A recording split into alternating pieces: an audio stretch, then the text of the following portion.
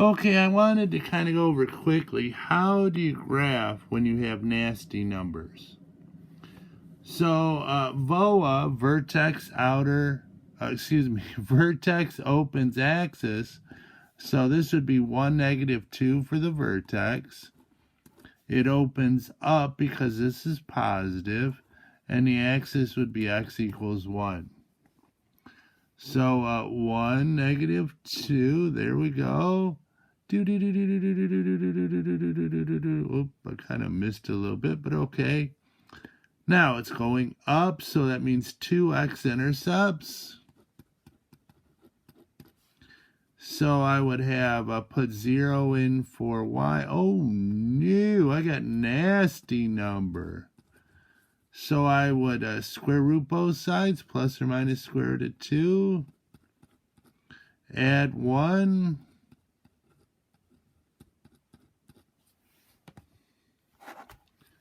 So it'd be, let's see, 1 plus the square root of 2. Get a calculator out. 1 plus square root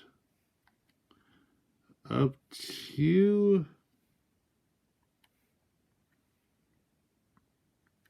And the calculator says 2.4. So I'll go 2.41. I'm approximating it. And then we got 1 minus square root of 2. And that is -0.4. Now, when you're graphing on by hand, it doesn't have to be perfect. No. So 2.4, that would be 1, 2, almost halfway. And -0.4 is almost halfway. Still both 1.5 away from the middle. Now, let's get the y-intercept. So we put 0 in for x. So 0 minus 1 is -1. Squared is 1. So y plus 2 equals 1. So subtract 1, y equals -1. So there we go. And if there's 1 unit to the left, there has to be 1 unit to the right. Whee! So go ahead and do the bottom one for me. You may use a calculator to help you with the nasty numbers. Go ahead. Then turn me back on. Okay, so -2, 7 is the vertex. It opens down, and the x is x equals -2.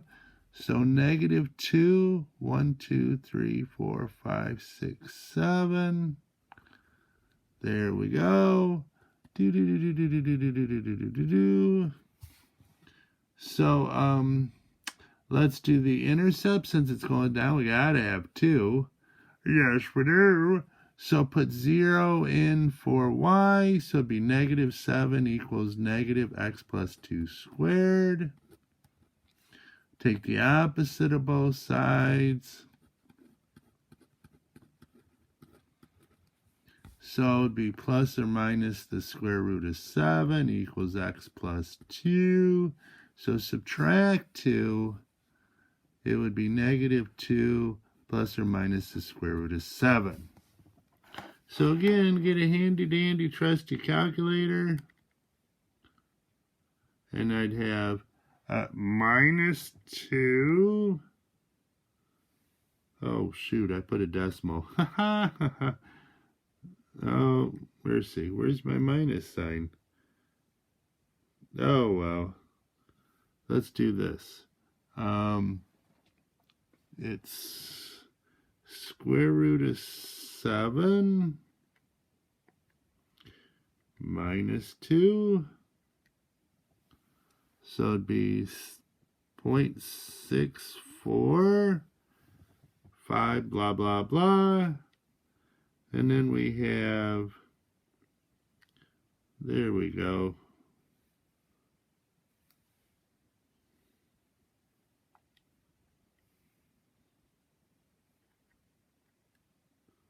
Oh, I messed this. I'm messing up. I apologize. There. I see what I did wrong now. Hoo. I apologize, my students. There we go. And a negative 4.645, blah, blah, blah. So about here, and again, I'm just approximating.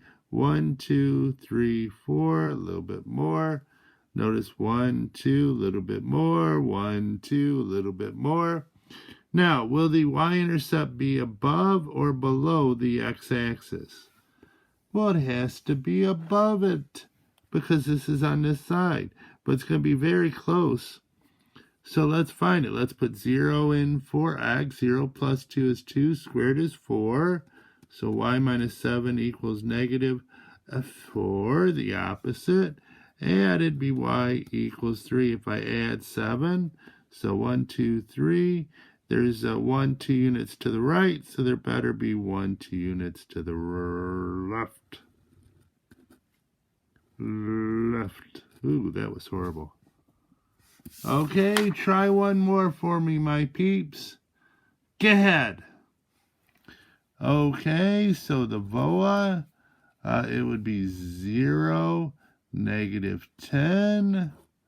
The opens up. So 0, negative 10, 1, 2, 3, 4, 5, 6, 7, 8, 9, 10. And the x equals 0, which is the y-axis. Then we know the x-intercept is going to be just the square root of 10 plus or minus the square root of 10. Put 0 in. And we know square root of 10 is a little bit past the 3, because square root of 9 is 3. So let's see. 3.1, so be plus or minus 3.1, 6, blah, blah, blah, 1, 2, 3, a little bit more, 1, 2, 3, a little bit more. Now I need to find the y-intercept. Oh, we already did find the y-intercept. Oh, y-intercept is negative 10 by graph. So I'm going to see what happens when I put 1 in. So I'd have x equal 1. So y plus 10 equals 1. So y equals negative 9. If there's a point there, there has to be a point here on the other side.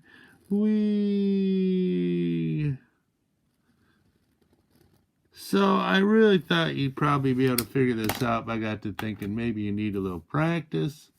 So that's for Monday, Tuesday, and then we'll see what happens the rest of the week. Bye-bye.